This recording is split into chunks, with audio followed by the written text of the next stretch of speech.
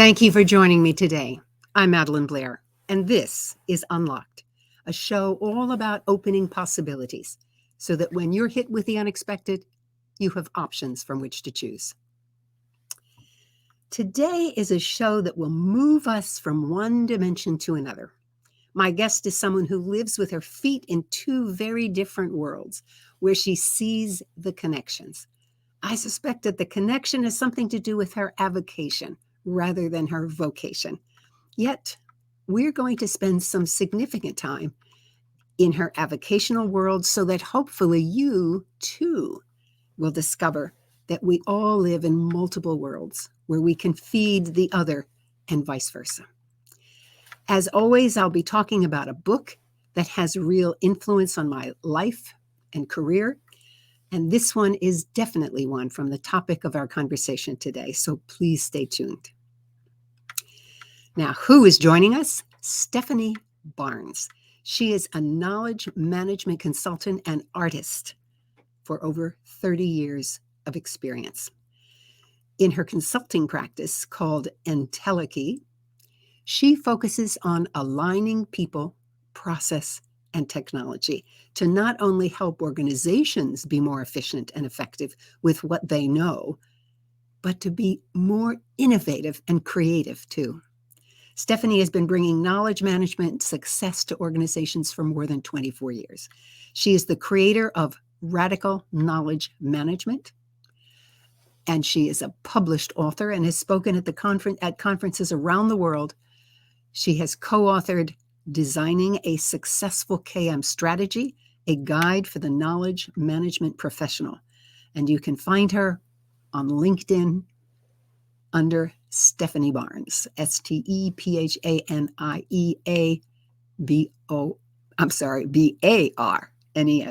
Let me do that again. Stephaniebarnes. Well, enough of that name. Let's get Stephanie here. Stephanie, welcome to Unlocked. Thanks, Mel. I'm glad to be here. It's great to have you. You know, I have to begin, you're probably going to laugh, but I love the name of your company, Entelechy. How did you get that name? Well, about, I forget, 6 or 7 years ago now, my first business, as you know, was called Missing Puzzle Piece Consulting. And then I started doing more of this art stuff and bringing it into the consulting practice. And I'm like, I need a new name. And so I started looking for words that were yet not translatable into English. I don't know what got me on that, but that's where I started from. And so I'm going through all these cards that I had. Someone had given me a deck of cards that were untranslatable words into English. And it's like, no, none of them. And then I started Googling because this is what you do. And I came across Entelechy, which is certainly an English word, has Greek roots. Yes. Yep. And I'm like, oh, that's my word. And so that was it. It was one of those things, you know it when you see it. Yeah. And Oh, so I love it. how long I spent Googling, but when I saw it, I was like, that's it. Great. And I'm impressed. You said it right. Lots of people sort of massacre it or ask me first, how do I say this? I'm actually familiar with the word. Excellent. So that's great. Thank you so much. I love when people tell about the story of the name of their company, because every marketer will tell you, well, your name of your company should tell people what you do. But I find it much more intriguing to have a name that somebody has to ask about. They'll never forget Entelechy now. And everybody learned a new word. It means realization of potential. That's right. That's right. Well, I said we were going to walk between two worlds, or maybe stand between two worlds. Yeah. Creativity is really important to you. So why is creativity and the arts in general important to you? I think because I started out in my educational or my adult educational world, and in accounting and in finance and business, being very process driven, very focused on efficiency and effectiveness. And it was after I did my MBA that I was like, there's got to be more to life than this. And started just kind of going, well, other people have hobbies. What do other people do? And so I took a drawing class, I took a photography class, I did some jewelry making, I did hiking and rock climbing and mountain biking, and some of it I learned golf. I didn't like golf. I agree with no. I'm going to forget who said it, but it's a good walk spoiled. I'm definitely in that camp. I'd rather walk, forget the whole little white ball and hitting it across the lawn. Yeah, that's for somebody else. I'm sure there are people that disagree with me. In fact, I know there are people that disagree with me. And some of the stuff stuck, and some of it didn't. But yeah, it started to open up possibilities, for me, and I started to look at things differently. And then I was in a leadership workshop in 2011, and we painted as part of the leadership workshop, and I was like, oh, this is fun. How do I do more of this? And there's this connection, I felt at the time. I had been in knowledge management for more than 10 years at that point, and I'm like, there's a connection here to knowledge management, to knowledge creation and to innovation. And so I just kept sort of pulling the thread. People looked at me like I was nuts.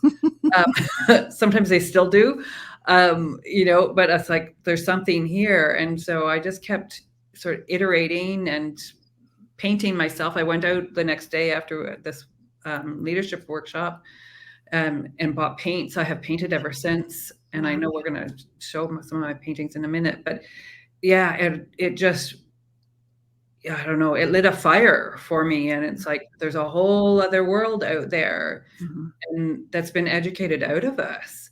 Yes. And so, yeah, that's just, I don't know, I should stop there because I'll talk about this forever. Well, I also really appreciated how you went to different things like drawing and things like that. And then when you hit the paintbrush, suddenly you knew this was the medium. I have studied art for years and done all kinds of pieces, but it was only when I finally began working with fabric, then it was like, oh, this is my medium. So now I do very different kind of art. But because I found the medium that was what was really called to me. So I can totally appreciate what you said about picking up that paintbrush and knowing that was it. There's some interesting fabric artists around, so that's, it's not my thing, but there's some beautiful work. So it's a great medium. It's a great medium. Well, I think it's a great medium, obviously. Well, I want to make sure that we say in our feet in both worlds. You used the term radical knowledge management. Why don't you just say a few words about what is this thing? I mean, even knowledge management is kind of strange, but radical knowledge management? Well, knowledge management, for me at least, is about learning and continuous learning, and and helping people to learn. And things are changing so quickly, and so it's about helping people do that. But I call it radical knowledge management because it's about going back to the roots of how we learn.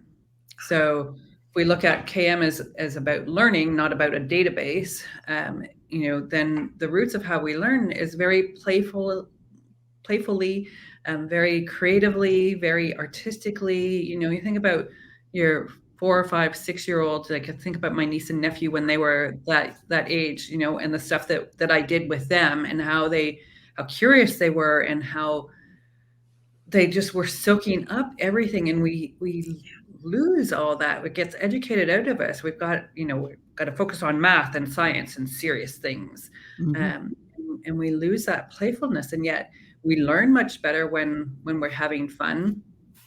And we need to go back to that. So that's what Radical KM is about, is going back to the roots and introducing some fun and having some playfulness, in what we're doing.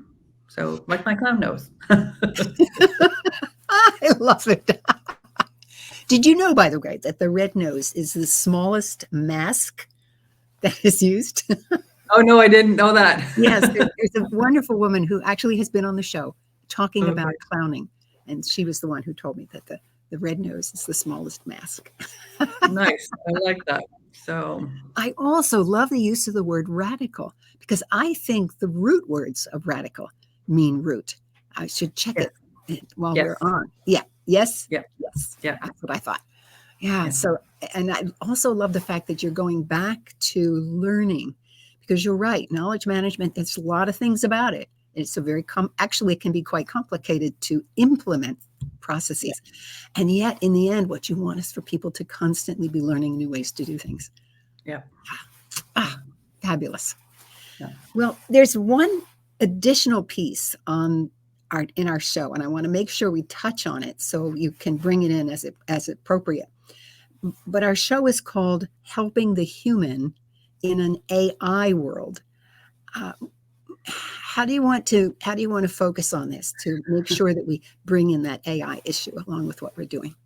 There's just so much change and focus on AI and technology, and we treat ourselves and each other like we should be robots. We should be,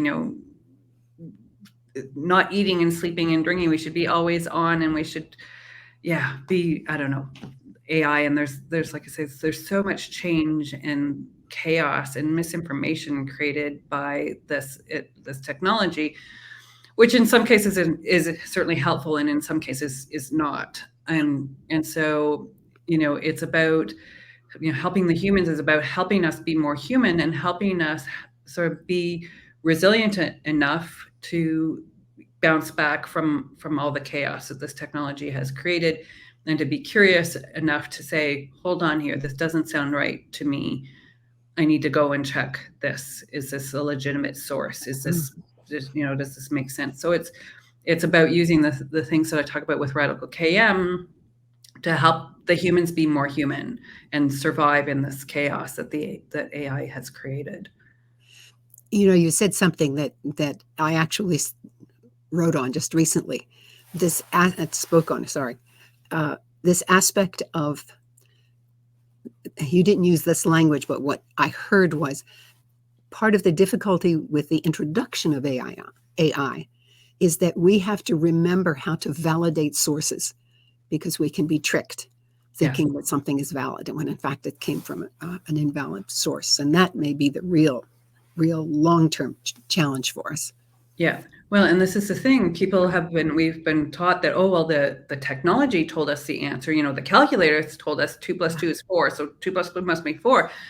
And so we've sort of transferred that faith in the technology over, and it's like, that's not true anymore. If you ask an AI engine, I've seen people ask AI engines, what 2 + 2 is, and it comes up with some wild answers, and so if you don't know that 2 + 2 is 4 and it says it's 5, people will believe it's 5. Yeah. So yeah, we got to have that critical thinking. Definitely. But we also need to be very creative. I mean, that's the only reason why you ultimately oftentimes you learn new things just because you're curious. But in the end, you want to be able to use that to do something, to create something new. But why don't you talk about the creativity and the fact that it's basically undervalued, yet very important to KM? It is, and it's feeds into innovation and knowledge creation and solving intractable problems, and yeah, it really has it's the root. It's where KM comes from. If we don't create knowledge, there's no knowledge to manage, right?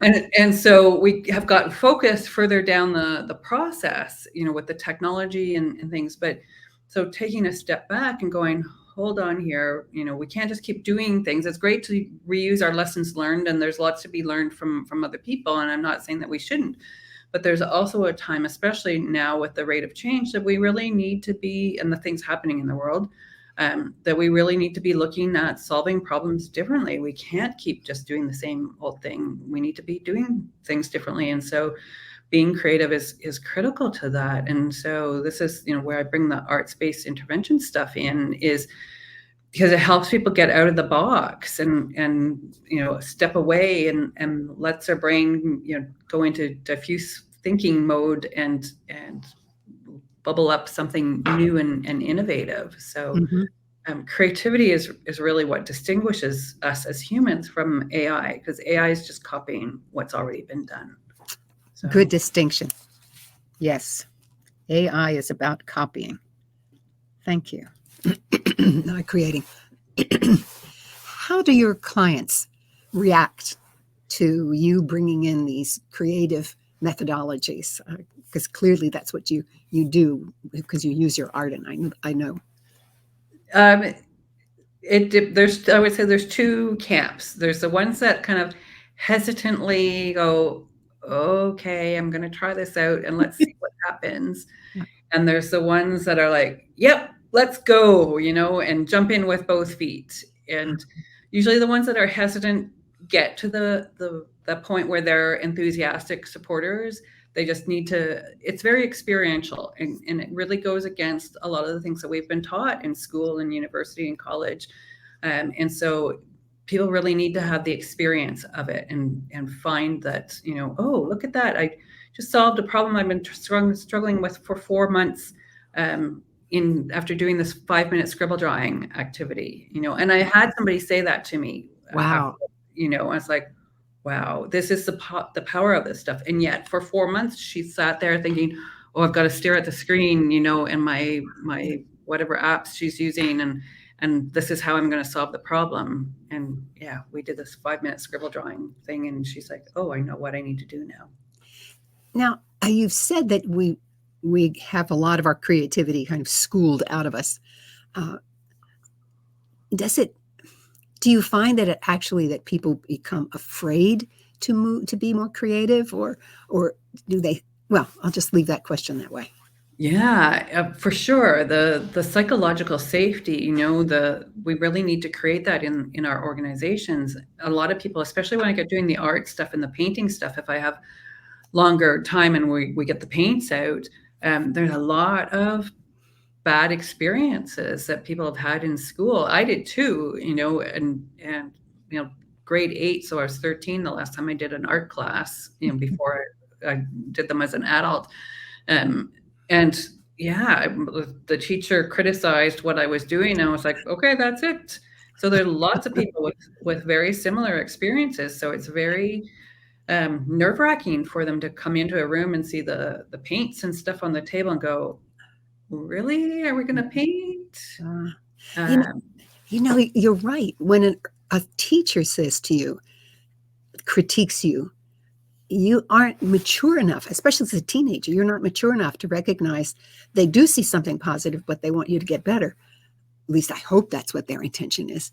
Yeah. Because you see then just the negative. Well, I haven't done it right. And it's sort of like, well, I didn't get an A, I got an F. They can't see that there's still real potential in there.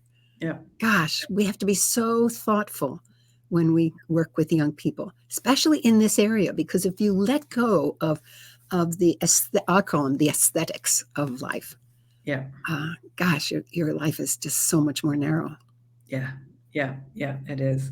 So yeah, especially as teenagers, 13, 14, all as a teenager, you just want to fit in, right? Yeah. Yes. Teenagers is about fitting in. It's not until you sort of get to the end of that and into your 20s, at least for me, it's like, okay, I don't need to fit in, and I need to find what's right for me and forget about the rest. And that's right. Yeah. Well, in companies, we're not dealing with teenagers. We are dealing with people who have those kinds of remembrances. So how can you help a team be more creative? So it's about creating the safe space, the psychological safety, and letting people know that it's okay. So when I have people come in to workshops and go, really, I don't know about this, I'll pull them off to the side and have a little conversation about, what their hesitancy is. I never, ever force anybody to paint. I invite them to watch. When we do the painting, it's usually over a 2 or 3 day workshop process. So they can sit back and watch for as long as they would like to sit back and watch. Usually once they see people getting into it, they'll come and join. I've never had anybody not do it. So yeah, but it's about creating that safety. And I never criticize. I'm always very encouraging, and I do crazy stuff on my canvases too. I usually paint with them, and so they see me do stuff that, stuff that I was like, well, I wonder what happens when I use this tool, or wonder what happens when I mix these colors, So, and sometimes it looks terrible, and but it inspires them to do the things that are floating around in their heads about what happens when I do this, or what. So, and when people ask me that in the workshops, I'm like, give it a try. Yeah. Try it and find out. Try and It's find out. we use acrylic paint so it dries, and if you make mud, if you do something that's not happy with, it'll dry, you can paint over it. You So know, that was one of the things that I loved about acrylic painting when I finally shifted over from oils to acrylic. You could actually change it in the same hour. yeah, it's Oils, you great. had to wait a week before everything dried, and then you could go and correct your error. Yeah. Oh, gosh. I also truly appreciate that you allow people to observe. It gives them a sense of control. Yeah. They're not going to be exposed too quickly. They can watch and watch and watch. And I bet you if we could listen to the workings in their minds, I bet you they're thinking, well, heck, I could do as good as that.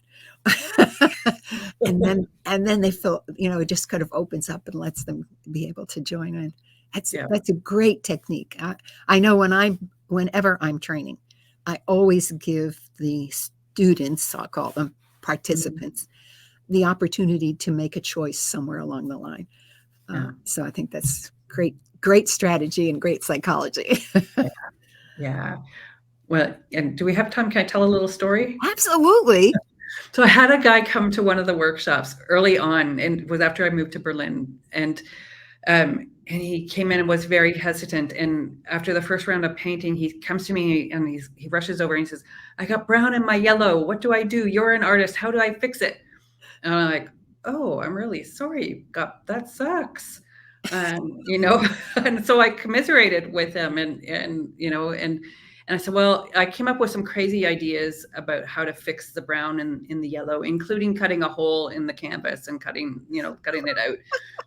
And I said, "But really, that's going to make it worse because then you got a hole in your canvas, and which introduces a whole other set of problems."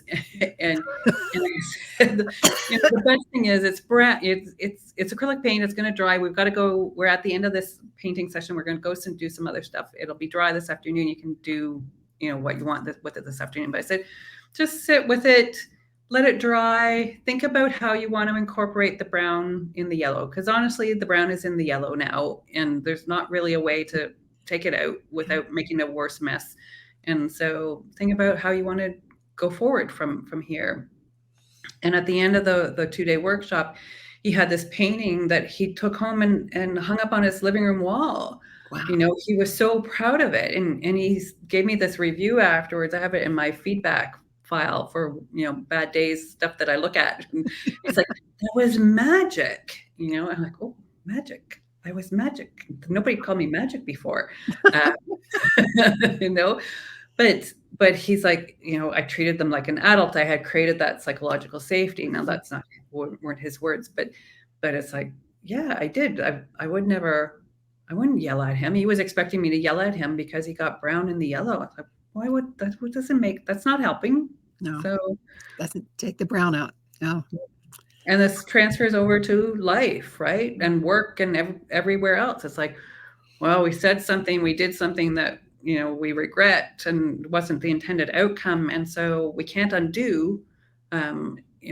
It's only about how do we go forward? Yeah. And how do we bounce back from that, the resilience. Factor. So yeah, that was a great workshop, that one. And I Yeah. tell people all the time, but Now, a line manager generally doesn't bring out the paints when he's working with a team or she is working with a team.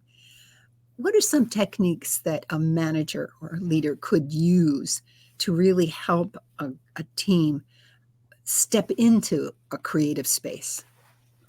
So I have a bunch of little exercises I do and encourage people to do in their team meetings, just in their lessons learned meetings or their whatever their project meeting is, and just start off with a guided visualization or like the scribble drawing activity, something just to get people out of their, rut from sitting at their desks and things, just to have a little bit of fun for a moment, take some stress off, take some pressure off, and also re-energize them for what's about to happen. So it only takes 5 minutes, little icebreaker kind of things. So I encourage that when we have more time, or if they're doing a half day retreat for strategy or planning or something, then we could do a look at doing a little bit bigger intervention, maybe get the paints out in that case. But even just doing some more role plays and some sprinkling those kinds of activities, improv's a great activity Oh, to do. yes. Yes. And especially when you've got a group that's hesitant about the paints, do start with the words, start with the improv, and then work towards the painting. So Okay. yeah. I have two questions for you. One, can you describe what a scribble drawing is? Oh yeah. I talk about them all the time. I forget that people don't know what they are. So there's two ways. I do them virtually, and I do them when we're co-located, and they work just fine. They're a little bit different each time, but the difference being when we're co-located, we can pass the paper to the next person and let them scribble on our paper, Ah, and add to our paper. And when we're alone in front of our Zoom cameras, then we have to do it all ourselves. But all it is you close your eyes and make a scribble on the paper. So scribble on my paper, okay. I did it too.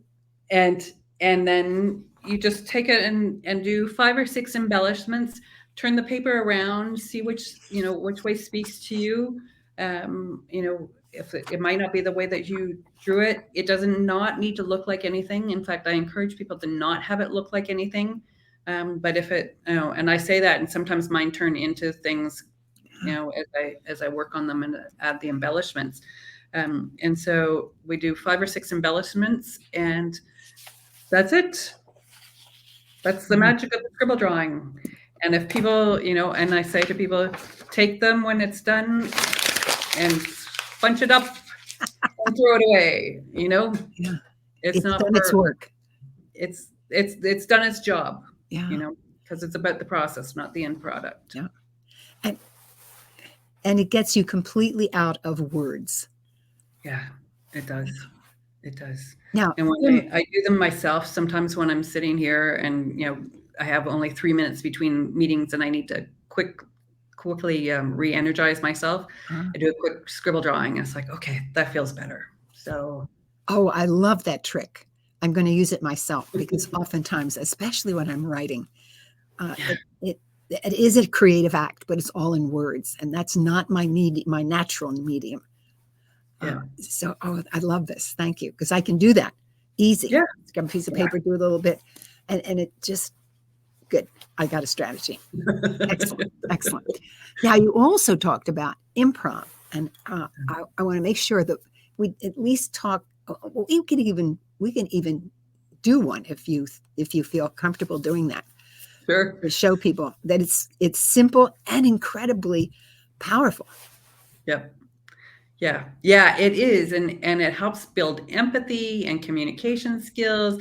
I took an improv class. Oh, this was years ago, when I was still living in Toronto, and it was 2.5 hours or 3 hours on Sunday afternoons with Second City in Mm, Toronto, and yeah. and it really helped me with my public speaking. So my public speaking could still use some work, but I'm so much better than I than I was.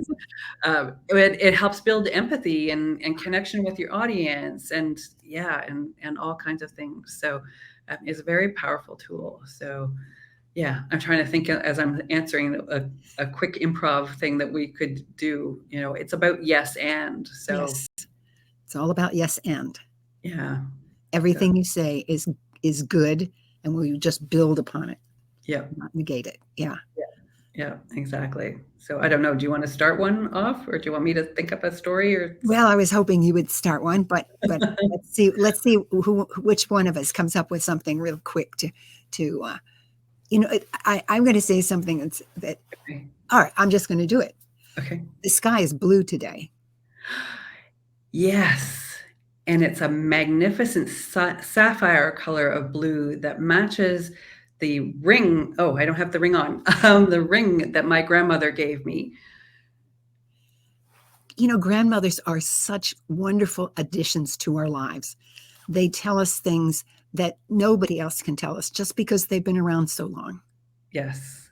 they're a wealth of information. Talking about knowledge management, we should harness our grandmothers and the knowledge that they have. Um, I dare you to harness a grandmother. Ah, now, this has been fabulous, Stephanie. Thank you for being willing to do this. But notice how I'm just thinking the sky is blue, and we ended up talking about knowledge management. I mean, and grandmothers. and grandmothers. Fabulous, absolutely fabulous. Well, and it just shows that within less than 5 minutes, we were moving in a totally different direction.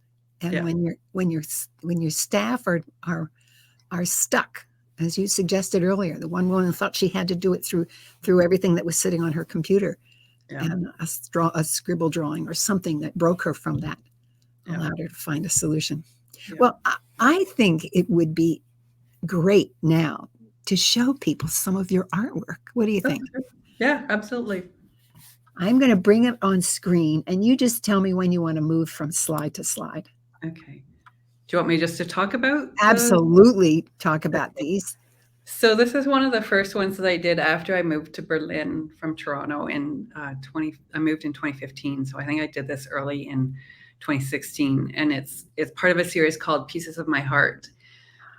And I have taken out, cut out pieces of the canvas and sewn in pieces from other canvases. And it was about this, leaving things behind and filling it in with new things, with the move from Toronto to Berlin. And I have, like I say, a whole series of 18 paintings. This one's the biggest one. It's about 160 centimeters by 140 centimeters, something. It's not huge, but it's not tiny either. So I don't remember what that is in inches. Sorry. I was just going to ask you, but I'm thinking myself, that's not very large. You're right.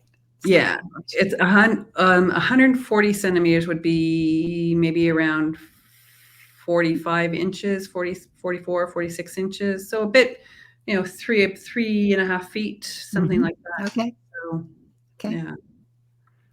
So, and then, you can flip to the next one. Okay. And this is part of a series. There's 3 paintings in this series, and it's about transitions and transformations. And so the series went from, this is the middle, this is the second of the 3 paintings. And it was about feeling exhaustion. You can see in the sort of the middle on the upper left side, the white piece is actually a white piece of canvas that I had sewn in, cut out the piece that was there and sewn in. So it was about putting in new places, new opportunities, and leaving space for possibilities. And then we've got this.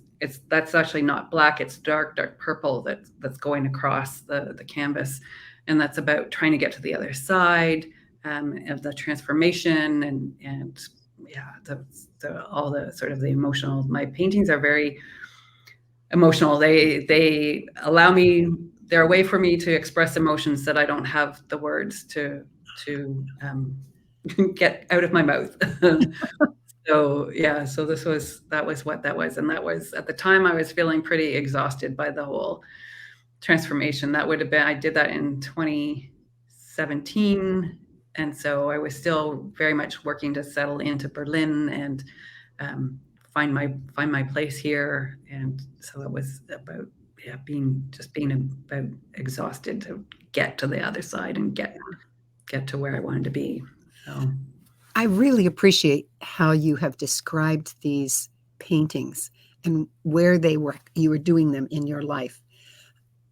Oftentimes when I talk about resilience, I say I want to get you to the place where you're comfortable in an uncomfortable situation, because you are confident that you can move on. And what you're doing here is giving a different way to handle that time when you're still a little uncomfortable till you get to that comfort level. Absolutely. I stand in front of the canvases and I'm always a bit nervous when I say this out loud to people, but I have a conversation with the canvas and the paint and the tools that I have. And it's like, what am I feeling now? What does this anxiety, or what does this uncertainty, or what does, whatever the feelings I'm having, even if I can't put a name to them, what color is this? What tool is this? Do I need to put some gloves on my hands and get my hands in there? Yeah, yeah, Um, and so this is the conversation that I have as I'm painting. So fabulous. Fabulous. Shall we look at another one? yeah, yeah. This this one's called Scars, and and I it was done in the same 2017, 2018, maybe 2017, I think, period. Certainly after I came to Berlin, and there's some, you have to actually flip it over to see the scars, because I've actually cut it and then tried Mhm. to blend it in, so it's you can see a little bit when you see the painting in person up close, where there's raised bumps, much like a scar. And Yeah. so, and it was about, healing the scars, the emotional scars, the, things that I had gone through to get to that point. Mm. And yeah, making something beautiful. I had used this on my website and some of my branding stuff. So yeah, if you find me on LinkedIn, that's my background on LinkedIn. So it's, yeah, I, I love the colors. yeah. Well, I was just going to ask you, all of these have had this vibrant background of red hues. Uh, is there a reason why you choose that color, or is this just an anomaly that you just happen to pick these paintings for us? I use up this palette a lot in my paintings, which surprised me when I first noticed that I was using a lot of reds and oranges Mhm. and magentas and yellows and things, that this palette that I have chosen for, like I say, the majority of my paintings. Because if you had asked me what my favorite colors were, I would have gone, oh, green. Like if you saw my living room, my living room's green. My bedroom was green. It's not anymore. My bedroom in Toronto was green.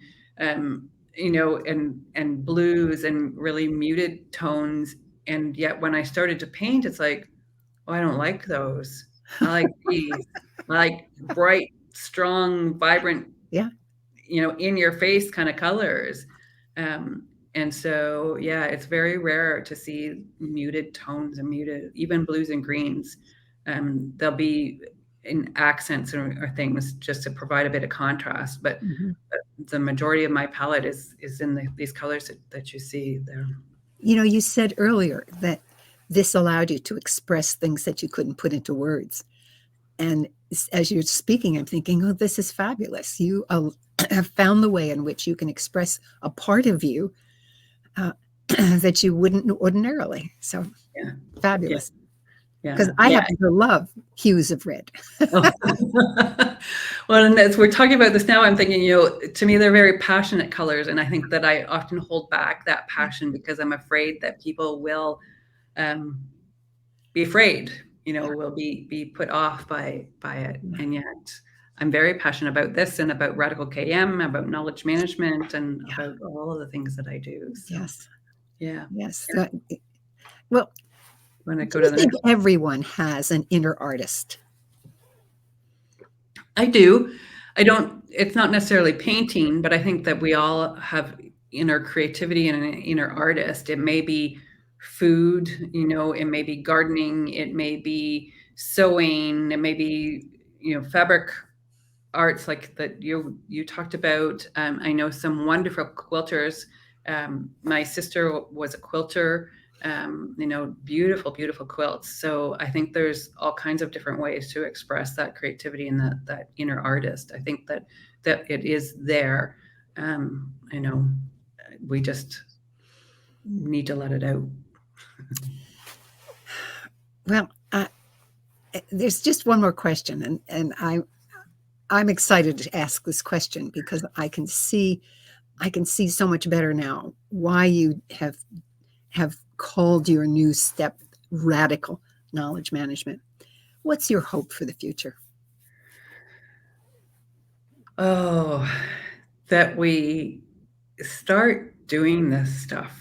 That we start bringing the arts into our organizations, into our lives, in all its forms. I think that we've done ourselves a great disservice by saying, no, work is just for being efficient and effective and focus on process and all of that. And that's, my undergrads in accounting, my MBA in IT, those are not bad things, but they need to be balanced.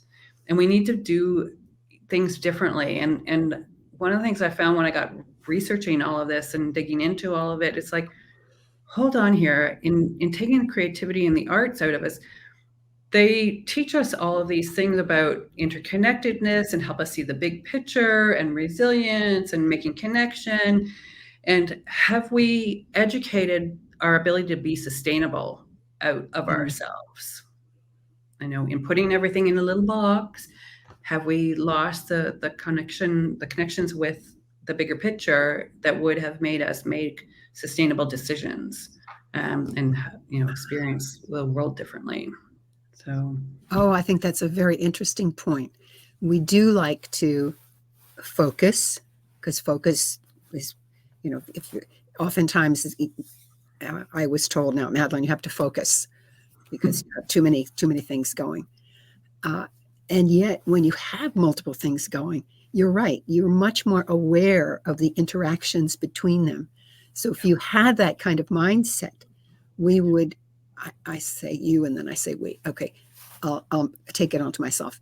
As I have developed and maintained a breadth of perspective and that things affect one another, I think that way even when I'm driving my car or shopping in the grocery store, all the things where I make many, many decisions during the day that I hope are also helping sustainability. Yeah. We have to see the bigger picture and the decisions that we're making. So, well, I was looking at our slideshow and I realized there's one more image that we haven't touched on. So okay. I make sure people get to see it because it's cool. This is from a series called Opening Up, and I don't know, there's 12 or 14 paintings in it, and I cut the canvas and sewed in zippers, so sewing came into it, and sewed in another painted canvas in behind. And so, yeah, it's about opening up, and it's about opening ourselves up to the world, and not just, if you the piece that's folded over, it will zip over, and then the painting's all orange. And so it's about opening up and showing our real selves to the world and all the color, all the possibilities to the world, and not hiding it away. Oh, I'm so glad we didn't miss this painting. I remember one time I did a blog on this. It was something about, I can't even remember what it was called, but it was about finding new knowledge. And that sometimes when there's something missing, you go and you kind of peek into that little hole. And it's like, and I remember saying, it's like a hole in a canvas. And you suddenly go close enough, and all of a sudden you see what's on the other side of the canvas, and it just opens everything up. Opens up, all kinds of possibilities back there. That's right. Yeah. And of course, my definition of resilience is that it's that moment when you have to choose your next step. Right. Bouncing back is not, I don't usually use that language, but it's how you have chosen to move on once you've been hit with something. And I love this image because it says to me, you may even have to go up to the canvas and unzip it and see what's on the other side to find the possibilities, because you want to find possibilities so that you can choose among them. Yes. Sometimes you've got to take that step to find out what the possibility is. For sure. Well, we have a little bit more time, so I want to ask you, I know you've done a lot of work with companies and organizations and probably individuals as well. Yeah. What's one where, and you mentioned one story, but I'd really love another story of someone who has worked with your techniques. I mean, you have a major book, which, let me see, is it here? Is it the next image? No, it's not the next image. Look at that. There is more. There might be more. I might have gone a little crazy. That's another one from the same series, though. So it's about opening up. So it's just another. Right. So I want to get to Oh, Oops, and look there's at this, another one. look at this. Oh, I like those ones. Can you tell? yes, again. But it's all, you're right, it's all about looking through to the next side. Yeah. Yeah. There, that's what I was There. looking for.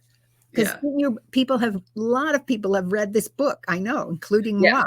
Uh, so is there a story from your work that would kind of exemplify what we've been talking about, of bringing the creativity into an organizational structure where it really had to do with finding ways to make knowledge more available to people? Yeah, so I use my methods when I do my strategy work, so the book was about strategy. Unfortunately, the idea of radical KM wasn't evolved enough, so it's not mentioned in the book. My radical KM book is scheduled for next year, so we'll see if I get the Excellent. manuscript done. But I use these methods, these ideas, these processes in my workshops when I'm developing a strategy to get people really out of the box and out of their comfort zone, and talking about what would solve your problems from a knowledge management perspective. What are you missing, and get them thinking differently and looking at the possibilities. And so it helps increase engagement and gets them looking at things. So I get a lot better answers when I'm using these, scribble drawings. And I'm typically doing, it's a half a day workshop to get some requirements and some understanding of what the current situation is and what the future might look like. And so I do break the sessions up, the half day up, with different quick little icebreaker kind of things, 5 or 10 minutes. But it shifts the energy in the room. It helps them feel more comfortable. It gets them out of their box. And then we create this strategy, or I create in conjunction with them this strategy then about how to bring the creativity into their processes, and so it's about creating the KM strategy so that it includes the knowledge creation aspect of it, and more about the team building and the culture creation, because that's really what a lot of the creativity and the arts-based intervention stuff does, is that culture creation, that sense of, oh, I can trust these people that I'm working with, and get to know them, and connect, and that I trust them to share my knowledge. And so as a way of doing that, so we map out processes and activities and possibilities specific to the organizations, to help them do that. So That's great. And then yeah. they know why they're doing the creative activity, because Yeah. then they immediately shift over to, well, gosh, our communities of practice aren't working. So how do we do another way to do them? Oh, Yeah. we do them on Tuesday mornings. Why don't we do them on Friday afternoons? Or, even simple things like that. Yes?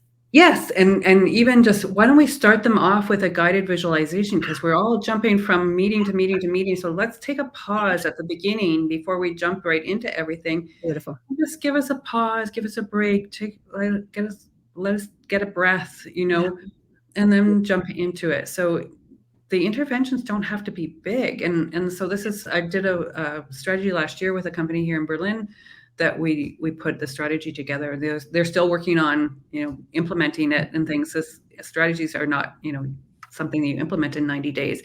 At least not knowledge management strategies. They take time, because ultimately they're about trying to change the culture. So you change the processes. And so we've done that with bringing it into the communities of practice and the lessons learned, because there's an opportunity for so similar kinds of activities in the lessons learned processes. And so it really shifts. And the benefit of doing it when I do the strategy session is people have had the experience of it. And they go, oh, I get it. There's less of that. What are we doing? I don't understand. We've done it in the requirements analysis, the strategy workshops, and they go, oh, I know the benefit. I've experienced this. And so they become the biggest supporters of everybody needs to do this. Yeah. So Great. it's so nice to see, and so nice to have the KM community, the KM people within the organization then become catalyst for this kind of change. Fabulous. Well, we're running to the end of our time. I can hardly believe it. This has been so energetic.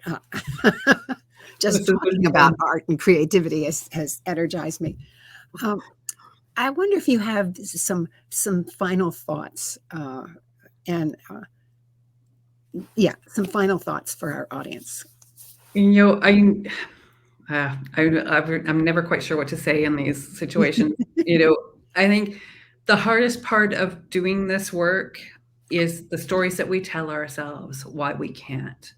You know, I have never, all the times I've put the clown nose on in the sessions, and sometimes 300 people in a session that I have no idea, you know, who's watching, who's participating. Nobody's ever gotten upset with me. Any of the workshops that I've ever done with painting and scribble drawings and stuff, no one's ever gotten angry or upset or stormed out of the room, you know, and we've got these amazing results from it. So it's about having that courage within ourselves to say, take that deep breath and go, okay, I'm going to do this, you know. And so, but I encourage people to start off with the knowledge management team or their own team. If, you know, I work a lot with knowledge management people, obviously, but if you're in learning development or whatever, you are, start with your team. Tell them that you heard a crazy woman, I don't know, when they said, and you want to give it a try, you know, and yeah, give it a try, Fabulous. see what happens. Fabulous. Well, Stephanie, thank you so much for today. I really appreciate just about everything you said. It was just amazing seeing how you put it all together. So thank you. Thank you.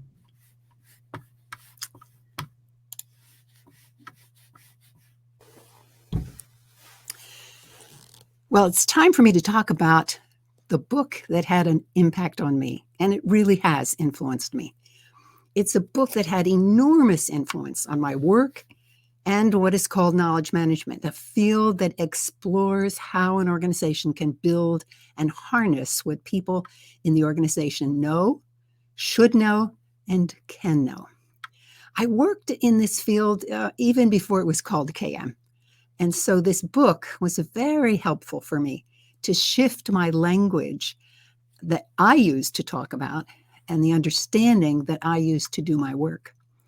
In the very first page, it said, it is still important to emphasize that data, information, and knowledge are not interchangeable concepts. Organizational success and failure can often depend on knowing which of them you need, which you have, and what you can and can't do with each. Understanding what those three things are and how you get from one to another is essential to doing knowledge work successfully. Now, that's a big mouthful that has initiated 25 years of further exploration of the process of knowledge management, and especially the definition of knowledge itself. The part that was so important to me was how it spoke of knowledge as being derived from the minds at work, from minds. It suggests that knowledge is in our minds, and the management of it is about how to create environments and systems that facilitate the interaction of people when we're working on business problems, so that what is in our minds is brought forward to new solutions. Just exactly what Stephanie was talking about. This is not a book for everyone. Moreover, there are more recent books, such as those by Stephanie herself. But if you're a leader curious about the topic and how best to utilize the knowledge of your staff, and you love a bit of history, the grounds of current thinking, this is the book to read. One more thing. One of the authors, Larry Prusek, was one of the leading voices in this arena. He was that unusual person who could take hundreds of years of history and encapsulate it in clear lessons and then share the lessons through story after story. Larry was a friend, and his recent death has closed his ability to continue to share his wisdom except through his writings and recordings. And I'm grateful for being able to read his words through this landmark book. And what is the book? It's called Working Knowledge: How Organizations Manage What They Really Know by Thomas Davenport and Larry Prusek.